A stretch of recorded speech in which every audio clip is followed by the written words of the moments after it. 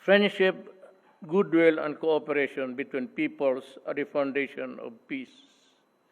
This is true today, as during the time of the blood compact between Dato Si Catuna and Miguel Lopez de Legazpi, depicted in the painting behind us.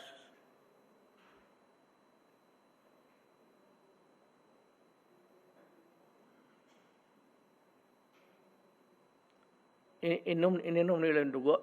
Diyan. Maniwala ka. The Sandugo ritual may be a thing of the past, but its symbolic and goals remain true and never present in Philippine Foreign Service. In the global community, to represent our nation with honor, dignity, and pride.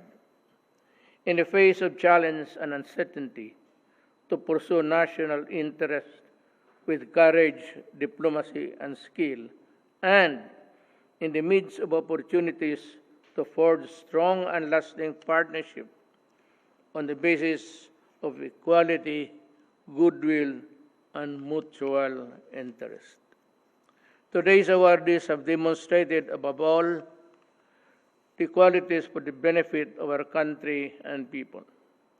Your unwavering sense of duty and unrelenting efforts have contributed much in upholding our country's independent foreign policy and ensuring the welfare of Filipinos at home and abroad.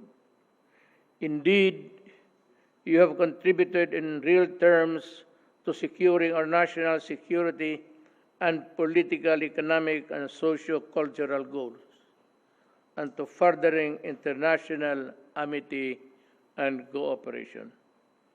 Today, I am honored and humbled to recognize distinguished members of the Philippine Foreign Service who have been brave in facing severe difficulties, including mortal challenges, principled in advancing our foreign policy, and creative in solving seemingly vexing problems.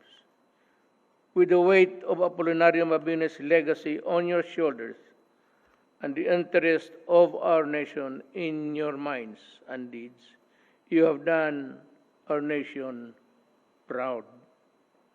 It is my fervent hope that you and your colleagues in the Philippine Foreign Service will continue to serve the Philippines to the best interest of your ability and without reservation. The Filipino people deserve nothing less. Congratulations at mabuhay po kayong lahat.